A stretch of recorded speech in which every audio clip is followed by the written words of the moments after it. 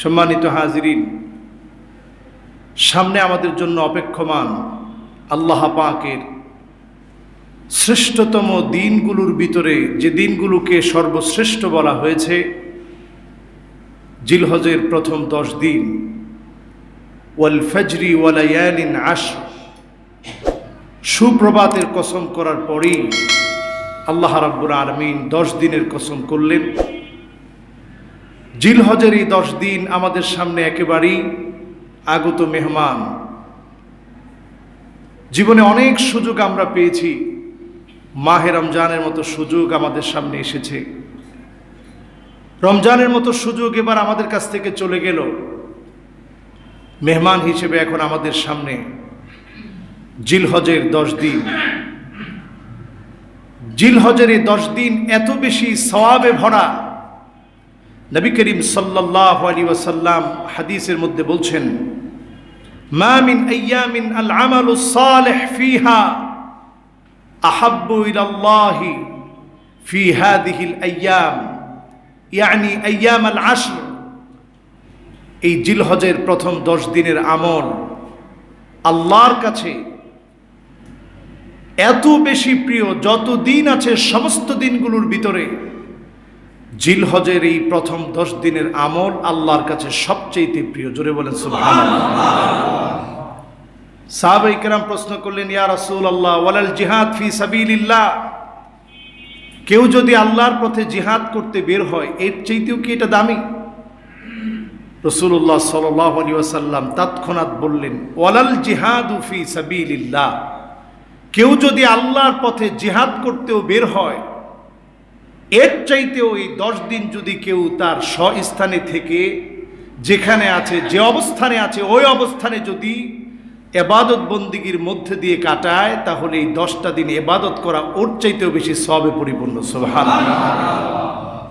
তবে রাজুলুন খরাজা বিনাফসিহি ওয়া মালিহি, যে লোক তার জীবনটা নিয়ে বের হয়ে গেল, সম্পদ নিয়ে বের হয়ে গেল, ফালাম ইয়ারজা মিন যালিকা বিশাই, কোনো কিছু নিয়ে, জীবন নিয়ে, সম্পদ নিয়ে আর ফিরে আসতে পারলো না, ওই 10টা দিনে জিহাদ করলো, জীবন বিলিয়ে দিল, ওই লোকটার ইবাদতটা আল্লাহর কাছে এই লোকটার চাইতে প্রিয় যে ঘরে বসে এই 10টা দিন যে যেখানে আছে সেখানে বসে ইবাদত বন্দেগী করলো, তার চাইতে শুধু ওই লোকটা সেরা হবে যে জীবনটা বিলিয়ে দিল। আল্লাহু আকবার। তো আমাদেরকে আল্লাহ তাআলা এমন একটা সুযোগ আমাদের সামনে আসছে, জীবনে অনেক সুযোগ আমাদের কাছ থেকে হাতছাড়া হয়ে গেছে। মাহে রমজানের বরকত শেষ হয়ে গেল, লাইলাতুল কদরের বরকত শেষ হয়ে গেল। আল্লাহ তাআলা যেন আরেকটা সুযোগ দিয়ে আমাদেরকে ডাকছে আমাদের গুনাহগুলো মাফ করে দেওয়ার জন্য। এই সুযোগটা যেন আমাদের কাছ থেকে কোনোভাবেই হাতছাড়া হয়ে না যায়। 10টা দিন ইবাদত বন্দেগীর মধ্য দিয়ে যেন আমরা কাটাতে পারি। কি কি ইবাদত করব?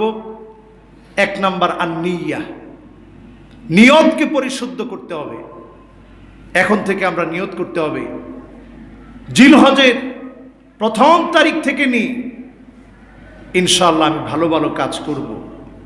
এই যে আপনি নিয়তটা করলেন, ভালো কাজ করতে পারলেন না, কাতাবাল্লাহু লাহু হাসানাতান কামিলা, নিয়ত নিয়েছিলেন কিন্তু ভালো কাজ করতে পারলেন না, এর আগেই আপনি মৃত্যুবরণ করলেন। ক্রমশ মৃত্যুর মিছিল এখন চারদিকে, কিন্তু ভালো কাজের নিয়ত আপনি করে রেখেছিলেন যে আমি জিলহজ মাসের প্রথম তারিখ থেকে নিয়ে 9 জিলহজ পর্যন্ত আমি রোজা রাখব, আমি কোরআন কারীম তেলাওয়াত করব, ইবাদত বন্দেগী করব, জিকির আজকার করব, সমস্ত ভালো কাজের নিয়তগুলো করে রাখলেন। কিন্তু আল্লাহ তাআলার নির্ধারিত আজাল চলে আসলো, আপনি দুনিয়া থেকে বিদায় নিলেন। আপনি দুনিয়া থেকে বিদায় নিলেন ঠিক, কিন্তু ভালো কাজের নিয়ত করার কারণে সমপরিমাণ সওয়াব আল্লাহ পাক বান্দার আমলনামায় দান করে দিবে। সুবহানাল্লাহ। তাহলে 1 নাম্বার কাজ নিয়ত করা। 2 নাম্বার কাজ হচ্ছে তিলাওয়াতুল কোরআন, কোরআন তেলাওয়াত করা। একটু টার্গেট নিয়ে যদি আমরা 10টা দিন আমরা যদি একটু টার্গেট নিই, 3 পারা করে কোরআন কারীম তেলাওয়াত করব, তাহলে চিন্তা করেন 3 পারার ভিতরে কতগুলো অক্ষর আছে। রাসূলুল্লাহ সাল্লাল্লাহু আলাইহি ওয়াসাল্লাম এমন বলেন নাই আলিফ লাম মিম হারফ, আলিফ লাম মিম 3টা মিলিয়ে একটা হরফ, এমনটা বলেন নাই। আলিফু হারফুন, লামু হারফুন, ওয়া মিমু হারফুন। আলিফ লাম মিম এখানে 3টা হরফ। তার মানে এক একজন যদি 3 পারা করে কোরআন কারীম তেলাওয়াত করতে পারেন, তাহলে কি পরিমাণ সওয়াব আপনার, প্রতিটা অক্ষরে অক্ষরে নেকি অর্জন হবে। আর কোরআন কারীম যখন তেলাওয়াত করবেন, وَنُنَزِّلُ مِنَ الْقُرْآنِ مَا هُوَ شِفَاءٌ وَرَحْمَةٌ لِلْمُؤْمِنِينَ وَلَا يَزِيدُ الظَّالِمِينَ إِلَّا خَسَارًا। এই কোরআন কারীম যখন তেলাওয়াত করবেন, আল্লাহ তাআলা শেফা দিবেন, আপনার অন্তরে আপনি শেফা অনুভব করবেন। মনের যন্ত্রণা যাতনা আল্লাহ তাআলা কোরআন তেলাওয়াতের মধ্য দিয়ে দূর করে দিবেন। একটু পড়ে দেখেন, বুঝে দেখেন। এজন্য এই সময়ে দ্বিতীয় টার্গেট নিতে হবে কোরআন কারীম তেলাওয়াত করা, পারলে খতম করার চেষ্টা করা। বলেন ইনশাআল্লাহ। তৃতীয় নম্বরে এই সময়ের আরেকটি টার্গেট নিতে হবে ইস্তাইদ্দু লিস-সালাহ, নামাজের জন্য বেশি বেশি প্রস্তুতি নেওয়া। নামাজের প্রস্তুতি কিভাবে নেবেন? নামাজের প্রস্তুতি এইভাবে নেবেন, যখনই আপনি শুনবেন মুয়াজ্জিন আযান দিচ্ছে, আল্লাহু আকবার বলে যখন মুয়াজ্জিন আযান শুরু করেছে, কুলু মিসলা মা ইয়াকুলুল মুয়াজ্জিন, মুয়াজ্জিন যেরকম বলছে আপনি ঠিক সেই রকম বলার চেষ্টা করবেন। আপনিও বলবেন আল্লাহু আকবার।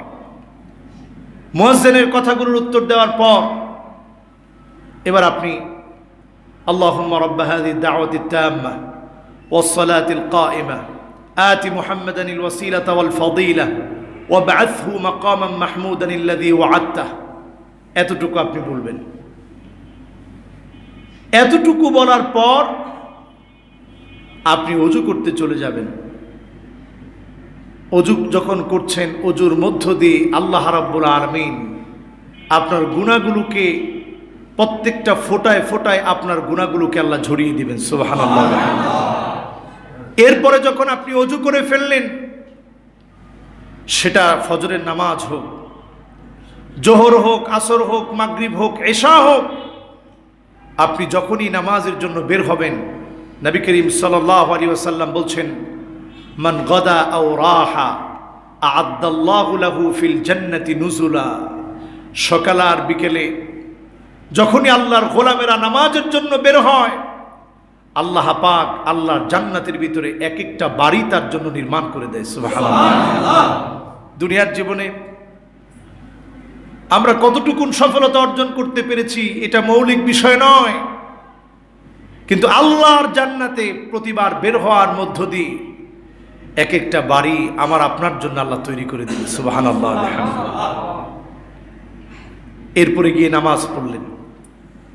নামাজ পড়ার পর এই সময়টা যেহেতু বরকতের, জিলহজের প্রথম 10টা দিন যেহেতু বরকতের, আল্লাহ নিজে কসম করেছেন।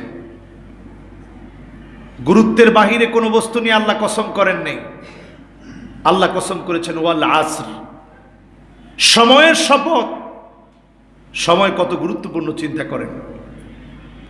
আল্লাহ কসম করেছেন ওয়াল কোরআনিল হাকিম, বিজ্ঞানময় কোরআনের। আল্লাহ কসম করেছেন আল কোরআন আল কারীমের মধ্যে এই 10টা দিবসের। তাহলে কত বেশি গুরুত্বপূর্ণ। রাসূলুল্লাহ সাল্লাল্লাহু আলাইহি সাল্লাম বলছেন আল্লাহর কাছে আমল করার জন্য সবচেয়ে প্রিয় দিন হচ্ছে এই 10টা দিন। আল্লাহ তাআলা আরাফাত দিবসকে এটার ভিতরে আল্লাহ তাআলা দিয়ে রেখেছেন। সুবহানাল্লাহ। সুতরাং এই সময়টা যেন হেলায় খেলায় কেটে না যায়। কত নাম্বার চলতেছে? 3 নাম্বার। 1 নাম্বার হচ্ছে নিয়া, 2 নাম্বার হচ্ছে কোরআন তেলাওয়াত, 3 নাম্বার হচ্ছে নামাজের প্রস্তুতি, 4 নাম্বার হচ্ছে নবী করিম সাল্লাল্লাহু আলাইহি সাল্লাম বলছেন আয-যিকর ওয়াত-তাসবিহ ওয়াত-তাহমিদ, এই সময়টা একটু জিকিরে কাটাবেন, একটু আল্লাহ পাকের তাহমিদ প্রশংসায় কাটাবেন। এই সময়টায় একটু তাহলিল, লা ইলাহা ইল্লাল্লাহ, আলহামদুলিল্লাহ, আল্লাহু আকবার বলার মধ্য দিয়ে কাটাবেন। আপনারা যদি সিরিয়াল মেনটেন করে বলতে চান, আল্লাহু আকবার, আল্লাহু আকবার, আল্লাহু আকবার, লা ইলাহা ইল্লাল্লাহ, আল্লাহু আকবার, আল্লাহু আকবার, ওয়ালিল্লাহিল হামদ বলার চেষ্টা করবেন। যে কোনো ধরনের যিকর, এই যে একবার সুবহানাল্লাহ বলছেন, আবু হুরায়রা রাদিয়াল্লাহু তাআলা আনহুকে রাসূল করিম সাল্লাল্লাহু আলাইহি ওয়াসাল্লাম গিয়ে দেখছেন তিনি চারা রোপণ করছেন। রাসূলুল্লাহ সাল্লাল্লাহু আলাইহি ওয়াসাল্লাম দেখেও জিজ্ঞাসা করলেন, মাযা তাগরিস, কি রোপণ করছো? আবু হুরায়রা বললেন, ইয়া রাসূলুল্লাহ, আমি দুনিয়ার জীবনে চারা রোপণ করছি। রাসূলুল্লাহ সাল্লাল্লাহু আলাইহি ওয়াসাল্লাম বললেন, আবু হুরায়রা, আমি কি তোমাকে এমন একটা রোপণের কথা বলবো না যেই চারা রোপণ করার মধ্য দিয়ে আল্লাহর জান্নাতে তোমার জন্য বৃক্ষ রোপণ হয়ে যাবে? সুবহানাল্লাহ। সেটা কি? সেটা হচ্ছে দুনিয়ার জীবনে যদি একবার, সেটা হচ্ছে দুনিয়ার জীবনে যদি একবার আপনি বলতে পারেন সুবহানাল্লাহ, আল্লাহু আকবার, লা ইলাহা ইল্লাল্লাহ, আলহামদুলিল্লাহ। যখনই আপনি বলবেন লা ইলাহা ইল্লাল্লাহ, আল্লাহু আকবার, ওয়ালিল্লাহিল হামদ, তখনই আপনার একটি চারা রোপণ করা হবে। দুনিয়ার জীবনে রোপণ করবেন, এখানে আল্লাহর জান্নাতে রোপণ করা হয়ে যাবে। সুবহানাল্লাহ। তাহলে ছোট্ট ছোট্ট এই জিকিরগুলো আমাকে আপনাকে আল্লাহর কাছে দামি বানিয়ে দিবে। এজন্য আমাদের জিহ্বাগুলো যেন এই সময়টাতে অন্তত 10টি দিন আমরা যেন একটা রুটিন তৈরি করে ফেলি। আমরা যেন এই সময়টাতে অন্তত বেশি বেশি পরিমাণে আল্লাহ পাকের জিক্র, আল্লাহ পাকের তাহমিদ, আল্লাহ পাকের তাহলিল, আল্লাহ রাব্বুল আলামিনের তাসবিহ যেন আমরা বেশি বেশি আদায় করি। আল্লাহ যেন তৌফিক দেয়, পড়ি আমিন। এরপরে সম্মানিত মুসল্লিয়ানে কেরাম, আমাদের যেটি কাজ সেটি হচ্ছে আসিয়াম, রোজা রাখা। রোজা রাখার মধ্য দিয়ে আল্লাহ রাব্বুল আলামিন এই সময়টাকে সম্মানিত করেছেন। দেখুন এই সময়টাতে কি নাই, ইসলামের রুকনগুলো যদি একটু আপনি খবর নিয়ে দেখেন তাহলে কালেমা, আল্লাহ এখানে জিকির করার কথা বলেছেন। সূরা হজের ভিতরে আল্লাহ তাআলা বলছেন ইয়াযকুরুসমাল্লাহি ফি আইয়ামিন মা'লুমাত। সূরা হজ্জের 28 নম্বর আয়াতে কারিমাতে আল্লাহ রাব্বুল আলামিন নির্ধারিত সময়গুলোতে আল্লাহ পাকের জিক্রের কথা বলেছেন। তাহলে এই সময়টাতে জিক্রের কথা আমরা পেলাম, কালেমা। এরপর নামাজের বিষয়টা যদি আসেন, এই সময়টাতে আপনাকে নামাজও পড়তে হবে। এরপরে যদি আপনি এই সময়টাতে যাকাতের বিষয়ে আসেন, আপনি এই সময় যাকাতও দিতে পারবেন। এরপরে যদি এই সময় আপনি সিয়ামের বিষয়ে আসেন, এই সময় রোজা রাখার ব্যাপারে রাসূলুল্লাহ সাল্লাল্লাহু আলাইহি ওয়াসাল্লাম উৎসাহ প্রদান করেছেন। আর হজ তো এই সময় ছাড়া অন্য সময়ে করা যাবে। তাহলে ইসলামের পুরা ভিত্তিটাই আল্লাহ রাব্বুল আলামিন এই সময়ের ইবাদতের ভিতরে ইসলামের পুরো ভিত্তিটাই আল্লাহ তাআলা দান করে দিয়েছেন। বলেন সুবহানাল্লাহ। এজন্য সিয়াম, আল্লাহর হাবিব ইরশাদ করেন ইয়াদিলু সিয়ামু কুল্লু ইয়াউমিন মিনহা বিসিয়ামি সানাতিন। এই 10 দিনে প্রথম 9 দিন যদি আল্লাহর কোনো গোলাম রোজা রাখে, এক একটা দিনের রোজা আল্লাহর কাছে এত দামি হয়ে যাবে, পুরো বছর রোজা রাখলে, 1 বছর রোজা রাখলে যত বেশি সওয়াব হতো, সম পরিমাণ সওয়াব আল্লাহ পাক বান্দার আমল নামায় দান করে দিবে। এক একটা দিন যদি আপনি রোজা রাখেন, সিয়ামু ইয়াউমিন, এক একটা দিন যদি রোজা রাখেন, বিসিয়ামি সানাতিন, পুরো 1 বছর রোজা রাখলে যে পরিমাণ সওয়াব হতো, সমপরিমাণ সওয়াব আল্লাহ পাক বান্দার আমল নামায় দিয়ে দিবে। সুবহানাল্লাহ। এরপরে রাসূলুল্লাহ সাল্লাল্লাহু আলাইহি ওয়াসাল্লাম বলছেন, ওয়া কিয়ামু কুল্লু লাইলাতিন, প্রতি রাতে যদি আল্লাহর কোনো গোলাম দাঁড়িয়ে যদি কিয়ামুল লাইল আদায় করে, তাহাজ্জুদের রজনীতে যদি দাঁড়িয়ে যায়, তাহাজ্জুদের সময়ে যদি আল্লাহ পাকের কাছে কান্নাকাটি করে, মিনহা বিকিয়ামিন লাইলাতিল কদর, কদরের রাতে দণ্ডায়মান হয়ে আল্লাহর কাছে কাঁদলে যেমন আল্লাহ সম্মানিত করবেন, এই 10টা রাত্রে যদি আল্লাহর কোনো গোলাম আল্লাহ পাকের কাছে কান্নাকাটি করে, আল্লাহ রাব্বুল আলামিন তার দাম আল্লাহর আদালতে বাড়িয়ে দিবে, কদরের রাতের মতো সম্মানিত করে দিবেন। কদরের রাত যেমন 83 বছর 4 মাস ইবাদত করার সমান সওয়াব হয়, খায়রুম মিন আলফি শাহর, ঠিক তেমনি এই রাত্রিতে প্রত্যেকটা রাতকে যদি কাজে লাগিয়ে যদি আপনি তাহাজ্জুদ আদায় করেন, সমপরিমাণ সওয়াব আল্লাহ পাক বান্দার আমলনামায় দিয়ে দিবেন। সুবহানাল্লাহ।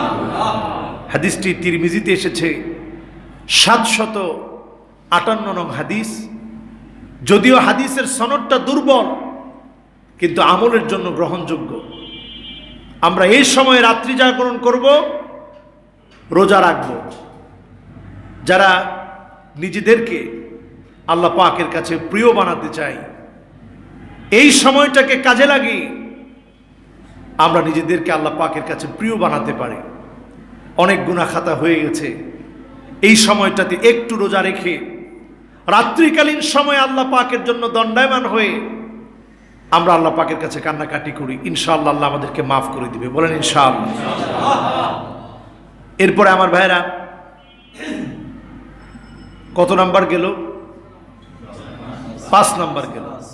6 নাম্বারে এই সময়ের কাজ হচ্ছে আল হাজ্জু ওয়াল উমরাহ, হজ এবং উমরা করা। সহজ না কঠিন? কঠিন। এবং আমাদের জন্য সবার সামর্থ্য নাই হজ এবং উমরা করার। তাহলে 6 নাম্বার কাজে এসে আমরা অনেকেই পারছি না হজ এবং উমরা করতে। এখন কি করব? এই হজ এবং উমরা যাদের উপরে ফরজ, হজ যাদের উপরে ফরজ হয়েছে তারা তো করবেই, আর নফল উমরা যাদের সাধ্য আছে তারা করবে। কিন্তু আপনার তৌফিক নাই, হজও করতে পারেন নাই, উমরায়ও যেতে পারেন নাই। আর এই বছরে তো 10,000 জন ছাড়া, শুধুমাত্র সৌদি আরবের নির্দিষ্ট ব্যক্তিবর্গ ছাড়া কেউ যেতে পারছে না। এই বেদনা আমাদের সকলের হৃদয়ে। আমাদের দেশ থেকে লাখের উপরে মানুষ হজের জন্য যেত, এবছর যেতে পারছে না। সারা দুনিয়া থেকে হাজী সাহেবরা আসতো, এবছর আসতে পারছে না। এখন এই সময়টাতে আমাদের জন্য করণীয় আমল কি? নবী করিম সাল্লাল্লাহু আলাইহি ওয়াসাল্লাম বলছেন, মান সাল্লাল ফাজরা ফি জামাআতিন সুম্মা ক্বাআদা ইয়াযকুরুল্লাহ হাত্তা তাতলু'ু শামসু সুম্মা সাল্লা রাকআতাইন। আপনি ফজরের নামাজ পড়লেন জামাতের সাথে, নামাজ পড়ার পরে আপনি সেখানেই বসে অপেক্ষা করলেন, বসে অপেক্ষা করে সূর্য যখন উঠে গেল, এরপর এতক্ষণ জিকির আজকার করে সূর্য ওঠার পরে আপনি 2 রাকাত নামাজ আদায় করবেন। নবী করিম সাল্লাল্লাহু আলাইহি ওয়াসাল্লাম বলছেন, কানাত লাহু কাআজরি হাজ্জাতিন ওয়া উমরাতিন তাম্মাতিন তাম্মাতিন তাম্মাহ। এই 2 রাকাত নামাজ পড়ার কারণে পরিপূর্ণ হজ এবং উমরার সওয়াব আল্লাহর নবী 3 বার বললেন, তাম্মাতিন তাম্মাতিন তাম্মাহ। পরিপূর্ণ হজ এবং উমরার সওয়াব আল্লাহ পাক বান্দার আমলনামায় দান করে দিবেন।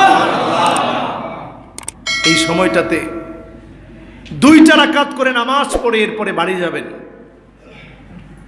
2টা রাকাত করে নামাজ পড়বেন, সূর্য ওঠার আগ পর্যন্ত বসবেন, জায়নামাজে বসে বসে চাবেন, এরপরে কান্নাকাটি করবেন আল্লাহর কাছে। 2 রাকাত নামাজ পড়ে বাড়ি যাবেন, পরিপূর্ণ হজের সওয়াব আল্লাহ পাক বান্দার আমলনামায় দান করে দেবে। সুবহানাল্লাহ। সহজ না কঠিন? সহজ। এরপরে আসুন ৭ম নম্বরে ইয়াউম আরাফা।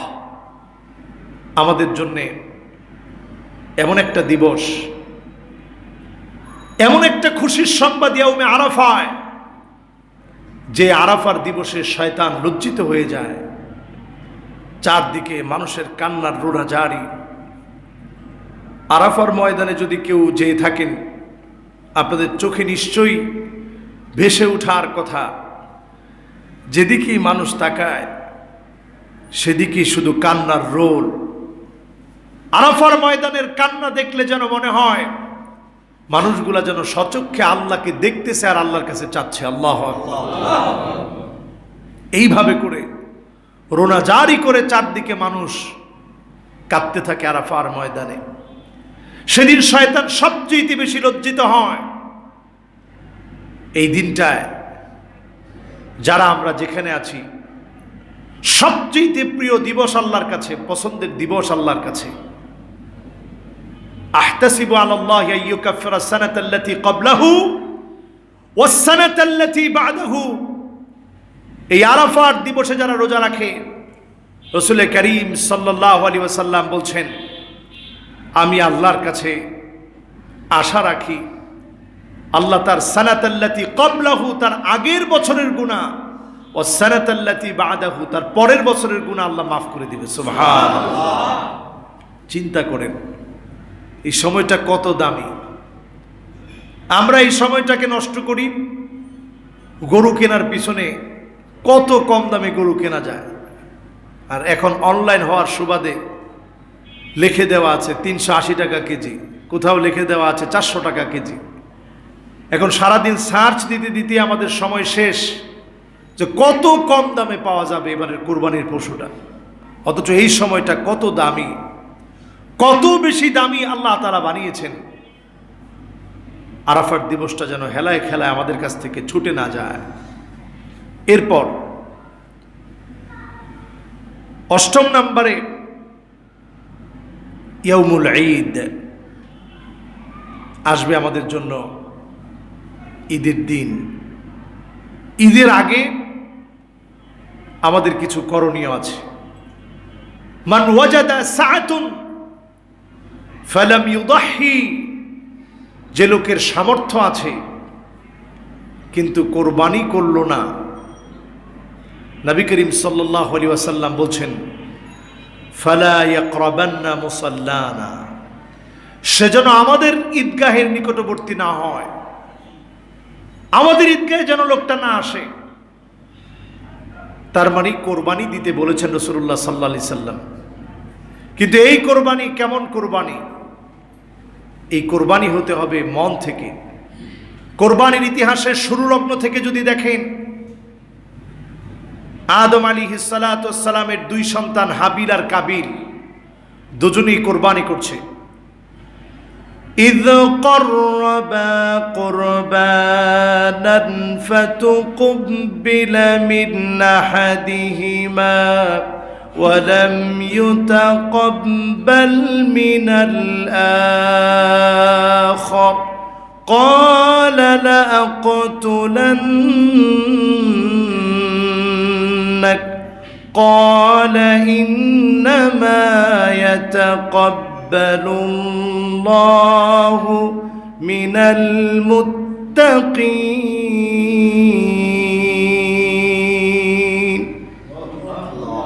দুজন কোরবানি করলেন, একজন হাবিল আর আরেকজন কাবিল, দুজনই আদম আলাইহিস সালামের সন্তান।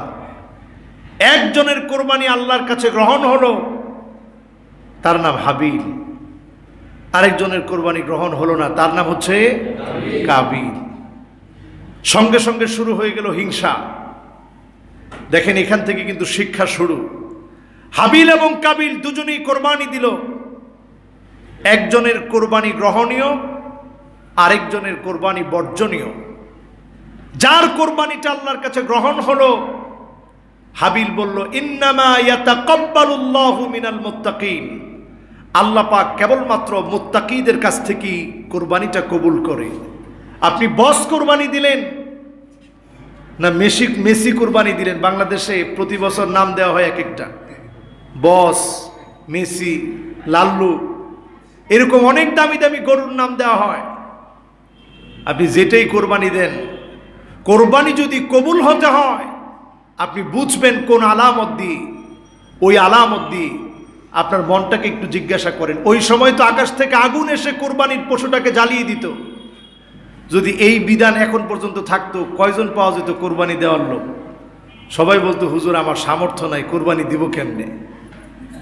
আগুন এসে যদি জ্বালিয়ে দিত আপনার কোরবানির পশু, কোরবানি কবুল হয়েছে মানে আগুন দিয়ে জ্বালিয়ে দিবে, তাহলে কোরবানি দেওয়া লোকের সংখ্যা কমে যেত, ঠিক কিনা? তো এখন তো আর আগুন এসে জ্বালিয়ে দেয় না। এই জন্য বোঝার উপায় নাই কার কোরবানি কবুল হচ্ছে, কিন্তু আপনি নিজে বুঝতে পারবেন।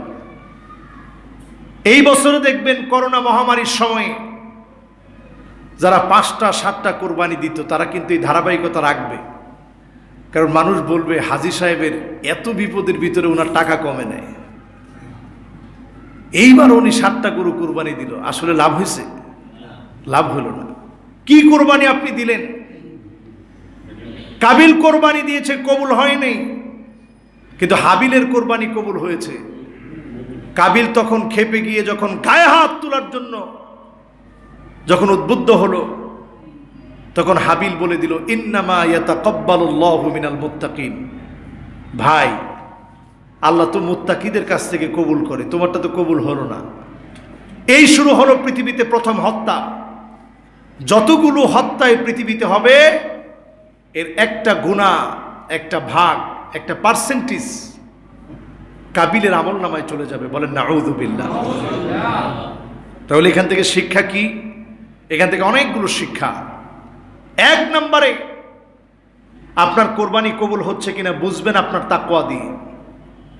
2 নম্বরে আপনি গায়ের জোর দিয়ে আপনার কোরবানিকে মানুষকে দেখানোর চেষ্টা করবেন না। কোরবানি দেখাবেন কাকে? আল্লাহকে।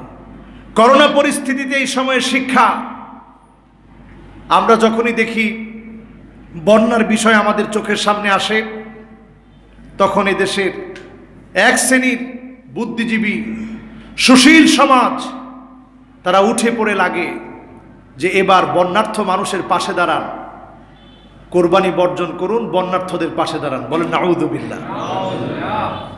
আপনাকে ইসলাম বলে নাই 5 লক্ষ টাকা দিয়ে গরু কিনে গরু কুরবানি করেন, ইসলাম বলে নাই। আপনাকে ইসলাম বলেছে একটা ছাগল হলেও, যে ছাগলটার বয়স 1 বছর হয়েছে এমন একটা ছাগল দিয়ে তুমি কোরবানি করো।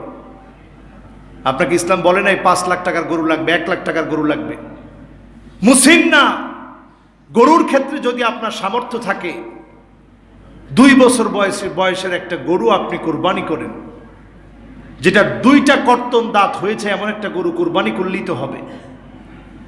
কিন্তু আপনি যদি নিজের নাম ফোটানোর জন্য কোরবানি করেন, যত টাকা দিয়ে কোরবানি করেন, পুরাটা টাকা এমনি গেল, কোরবানি আল্লাহর কাছে গ্রহণ হবে না। সুতরাং এই সময়ের দাবি হচ্ছে নিজেদের মনের মানসিকতাকে পরিবর্তন করতে হবে। আমাদের ফেসবুকগুলোতে বিভিন্ন পেজ থাকে, যে পেজগুলোতে গরুর সাথে সেলফি উঠে দেওয়ার পর আপনার জন্য বাসায় ফ্রি গরু পাঠিয়ে দিবে। তো এই ফ্রি গরু পাওয়ার জন্যে কেউ গরুর শিঙে ধরে, কেউ গরুর মাথার উপরে উঠে এরপরে ছবি উঠায়। চিন্তা করেন, এইরকম সেলফি যদি আপনি গরুর সাথে উঠান, কাজী নজরুল ইসলামের সেই কবিতার লাইন, মনের পশুরে কর জবাই, পশুরাও বাঁচে, বাঁচে সবাই। আপনি মনের পশুটারে জবাই করতে পারেন নাই, কোরবানির পশু কিনে নিয়ে এসেছেন, মনের পশু আপনি জবাই করতে পারেন নাই। কতটা পশুত্বের আচরণ আপনার ভিতরে রয়ে গেছে। গত বছর কয়েকটা পিকচার দেখলাম, ভাইরাল হয়েছে। গরুর যখন জবাই করতেছে, গরুর পেটের মধ্যে উঠে, এখনো জবাই দেওয়া হয় নাই, পেটের মধ্যে উঠে সেলফি উঠাচ্ছে। আপনাকে যদি এইভাবে বেঁধে রাখা হতো, আপনি বুঝতেন কি কষ্ট, মৃত্যুর যন্ত্রণা কাকে বলে।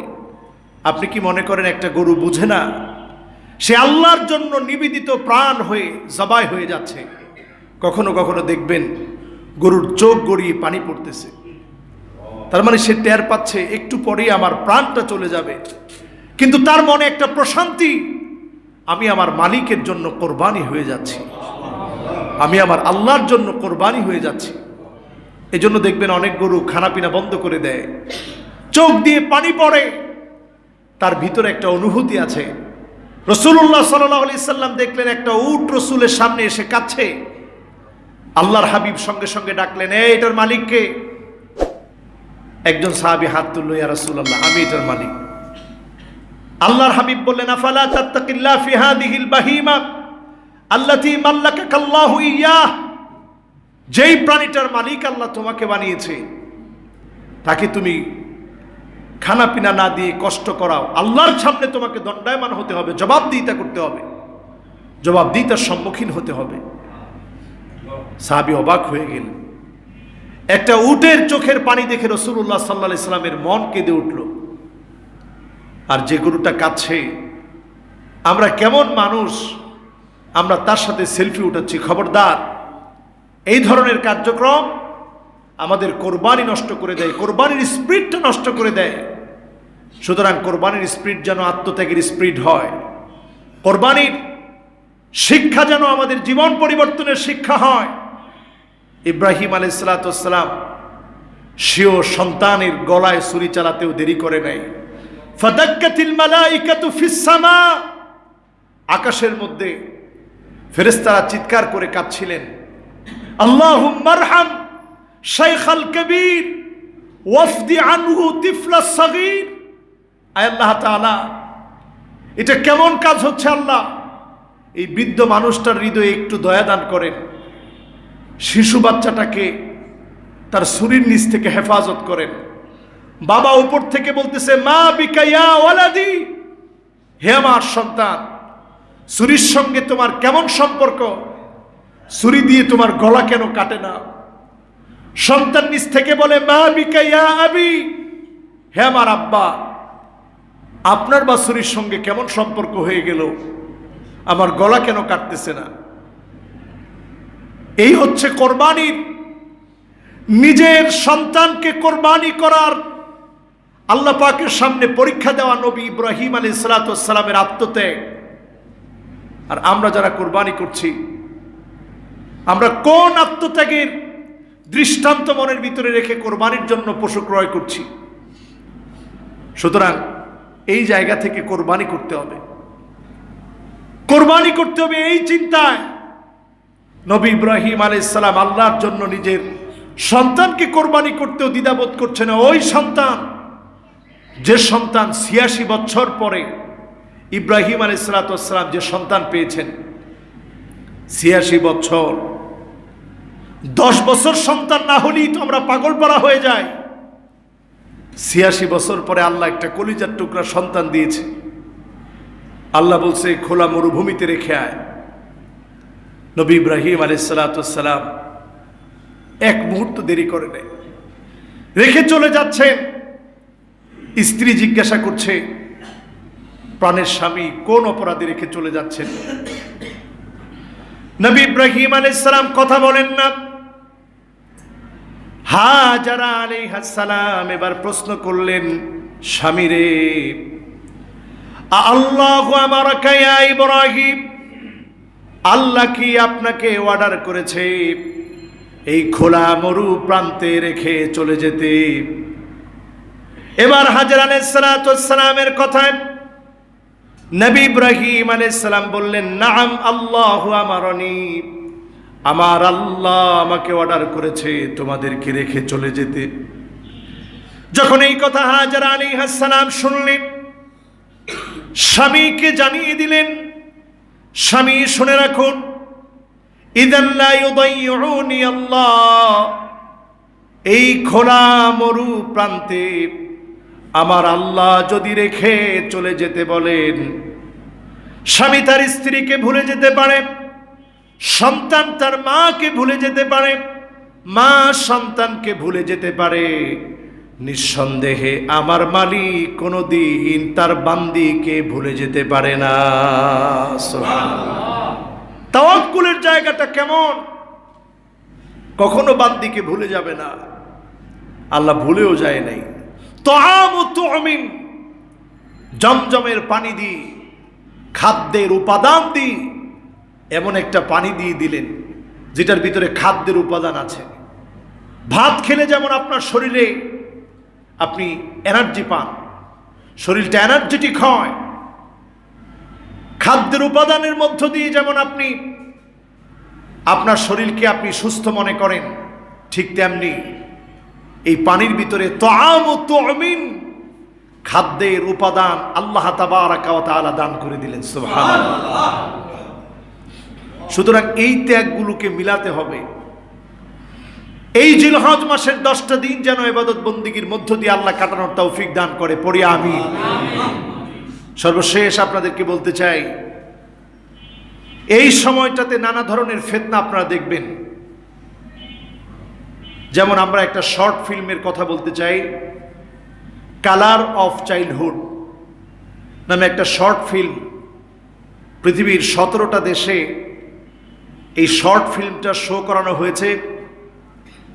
বিভিন্ন দেশ থেকে তারা পুরস্কার লাভ করেছে, কারণ এই শর্ট ফিল্মের ভিউ, চিন্তা চেতনা, থট পুরোটাই হচ্ছে ইসলাম বিরোধী। সেখানে একটা ছোট্ট বাচ্চাকে বলা হচ্ছে যে তুমি কি তোমার মায়ের ছবি আঁকো? মাদ্রাসায় পড়ুয়া ছেলে, ছেলে জবাব দিচ্ছে না, হুজুর বলেছে ছবি আঁকা হারাম। ছবি আঁকে কি হারাম, মায়ের ছবি আঁকা যাবে না। তো তুমি কি ছবি আঁকো? বলতেছে আমি গাছ গাছালি, নদী, প্রাকৃতিক সৌন্দর্য এগুলো নিয়ে ছবি আঁকি। বলছে না বোকা, সব সুন্দরী হালাল, সব ভালোই হালাল। আসলে সব ভালো কি হালাল? বলেন সব ভালো হালাল? ডায়াবেটিসের রোগী, ওনাকে একটা চার্ট করে দেওয়া হয়, এই খেতে পারবেন, এই খেতে পারবেন না। এখন ডায়াবেটিসের রোগী যদি মনে করে যেটা তো ভালো খানা, আমি খাবো না কেন? সব ভালো এখন আর আপনার জন্য হালাল নাই। দুনিয়ার একজন ডাক্তার আপনাকে প্রেসক্রিপশন করে দিল, এটা আপনি খেতে পারবেন না। তার প্রেসক্রিপশনে লেখা থাকার কারণে যদি আপনি মানতে বাধ্য থাকেন, উল্টা করলে যেমন আপনার রোগ বেড়ে যাবে। সারা দুনিয়ার নিয়ন্ত্রক যিনি, কাদেরে কুদরত, সে আল্লাহ পাক যেটা নিষেধ করেছেন, ওই নিষেধাজ্ঞা যদি আপনি অতিক্রম করেন, জায়েজ হবে না।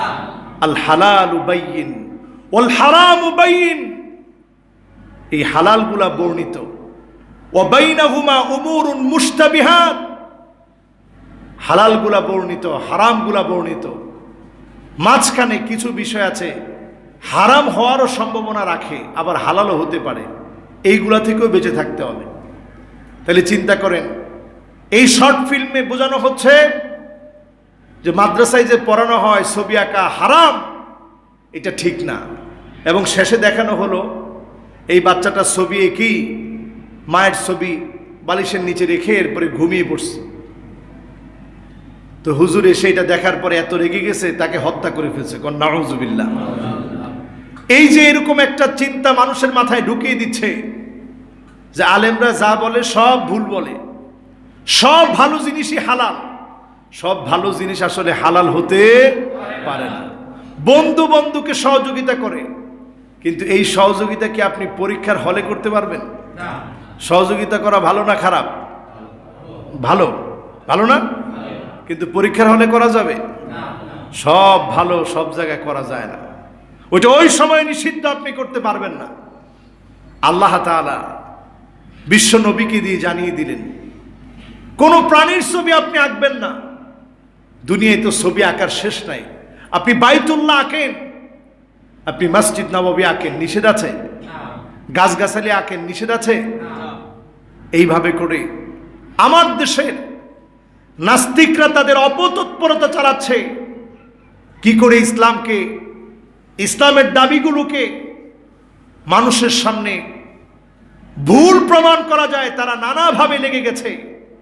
এজন্য এই শর্ট ফিল্মের মতো শত শত শর্ট ফিল্ম তো হয়েছে, কিন্তু কোনো দেশের পুরস্কার কুড়াতে পারে নাই। কিন্তু এই শর্ট ফিল্ম পুরস্কার কুড়িয়েছে বিভিন্ন দেশ থেকে। কেন পুরস্কার পেয়েছে? কারণ এখানে ভালো চরিত্রের মানুষগুলোকে হুজুরের চরিত্রে দেখায় নেই, বরং হুজুরের চরিত্রে যাদেরকে দেখানো হয়েছে দাড়িওয়ালা টুপিওয়ালা সব মানুষগুলোর চরিত্র খারাপ। বলেন নাউজুবিল্লাহ। এটা আমাদের সমাজের একটা কুলুষিত অধ্যায়, যেখানে খারাপ কোনো চরিত্র দেখানো দরকার ওইখানে দাড়িওয়ালা টুপিওয়ালা একজনকে দেখানো হয়। আসলে দাড়িওয়ালা টুপিওয়ালা মানুষ কি খারাপ? এটা তাদের এমন একটা চিন্তা থেকে তারা করে যাতে করে মানুষগুলা দাড়িওয়ালা টুপিওয়ালাদেরকে ঘৃণা করা শুরু করে। সমাজের বাস্তবতায় আমরা অনেক সময় এমনটাই দেখি, দাড়িওয়ালা টুপিওয়ালাদেরকে মানুষ অনেক জায়গায় একটু ক্রিটিসাইজ করে, একটু নেগলেক্ট করে। খবরদার, আপনি যে নেগলেক্টটুকু করলেন, ক্রিটিসাইজ করে কথা বললেন, আপনি এই দৃষ্টিভঙ্গির কারণে শুধুমাত্র এই দাড়িকে টুপিকেই আপনি অবজ্ঞা করেন নাই, বরং আপনি আল্লাহর রসুল সাল্লাল্লাহু আলাইহি সাল্লামের সুন্নাহকে আপনি অপমান করলেন। ঠিক কিনা? খবরদার, এই বিশ্বাসটুকুন পরিবর্তন করতে হবে, চিন্তাটুকুন পাল্টাতে হবে। আল্লাহ যেন আমাদেরকে তৌফিক দান করে। পড়িয়া আমিন। জিলহজ মাসের প্রথম যে 10 দিন আসছে, এই 10 দিন যেন ইবাদত বন্দিগির মধ্য দিয়ে আমরা কাটাতে পারি। আল্লাহ যেন আমাদেরকে তৌফিক দান করে। সকলে পড়িয়া আমিন। সম্মানিত মুসল্লিয়ানে কেরাম, আজকের এই মেসেজটুকুন আপনাদের জন্যে আমরা ইনশাআল্লাহ জিলহজ মাসটাকে আমলের সাথে, ইবাদতের সাথে 8টা আমলের কথা আজকে বললাম। এই 8টি আমলের মধ্য দিয়ে আমরা আমাদের জিলহজ মাসটাকে সাজাতে চাই। বলি ইনশাআল্লাহ।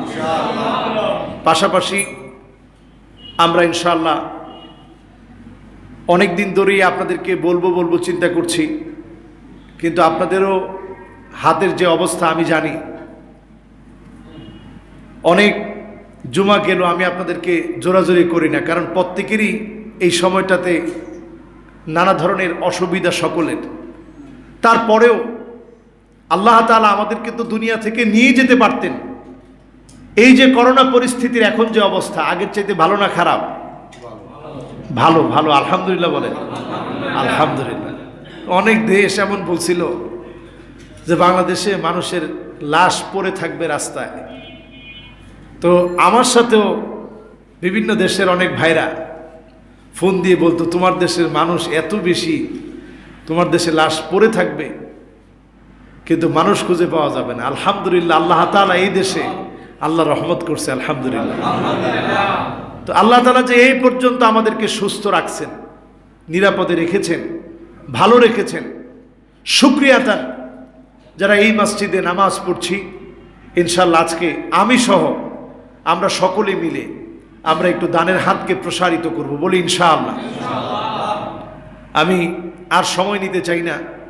আপনারা ইনশাআল্লাহ দানের রুমাল যখন চলবে, আমরা ইনশাআল্লাহ সকলে যারা বাহিরে আছেন, আমার যত মুসল্লিরা থাকে মসজিদে, এর চাইতে বেশি থাকে বাহিরে, যারা বাহিরে আছেন সকলে ইনশাআল্লাহ দানের হাতটা বাড়িয়ে দিবেন। সামনে যারা আছেন তারাও